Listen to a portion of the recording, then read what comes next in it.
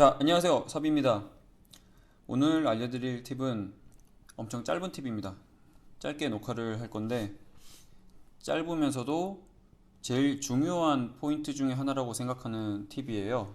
이게 뭐냐면, 이 그리프를 잡을 때 어떻게 잡아야 되는지에 대해서 간단한 팁입니다. 간단한 팁인데, 자, 두 가지가 있을 수 있죠.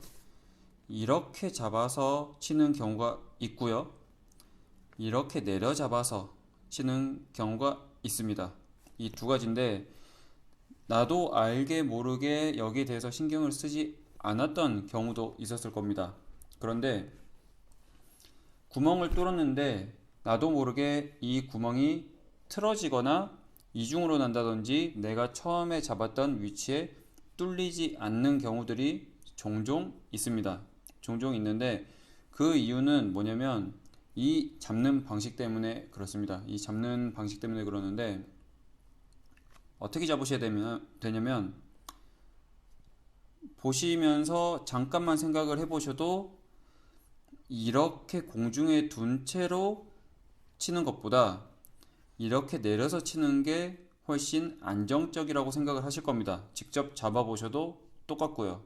자, 이렇게 잡고 내가 구멍을 치게 되면 당연히 조금 얇거나 이제 그렇게 많이 힘을 많이 안 줄 때는 그렇지만 나도 모르게 틀어친다지 하면은 어찌됐든 불안합니다. 불안할 수밖에 없어요. 저희가 바느질을 하게 되면 그 구멍에다가 바느질을 하기 때문에 그 구멍이 왔다 갔다 제대로 나오지 않거나 이제 올바르게 균일하게 나오지 않으면 바느질도 엉망이 됩니다. 이제 예쁘게 나오지 않는 거죠. 그래서 이 구멍이 중요한데 이 구멍을 뚫을 때 이 그리프가 흔들리지 않아야 됩니다. 흔들리지 않아야 구멍도 똑바로 나오고 그 똑바른 구멍에다가 바느질을 해야 저희가 원하는 결과물을 얻을 수가 있겠죠. 그래서 이렇게 구멍을 뚫을 때는 그리프를 어떻게 잡으시냐면 잡고 내려놓는 다음에 내 손날이죠. 이 손바닥에 손날을 바닥에 대셔야 돼요. 잡고 내가 뚫고자 하는 데다가 둔 다음에 손날을 바닥에 대서 전체적으로 고정이 돼야 됩니다. 이제 제가 항상 생각을 하는 게 뭐냐면 구멍을 뚫을 때는 중요한 거는 망치를 들고 있는 오른손이 아니라 그리프를 잡고 있는 왼손입니다. 왼손이 틀어지면 이 오른손은 의미가 없어요. 왼손이 틀어지면 내가 원하는데 구멍이 뚫리지 않잖아요. 오른손에 든 망치는 제가 저번에 말씀드린 것처럼 좀만 해도 잘 뚫려요. 조금씩 해도 잘 뚫린단 말이에요. 얘는 심지어 내가 물론 위에서 치는 게 당연히 좋지만 옆으로 쳐도 뚫리긴 뚫려요.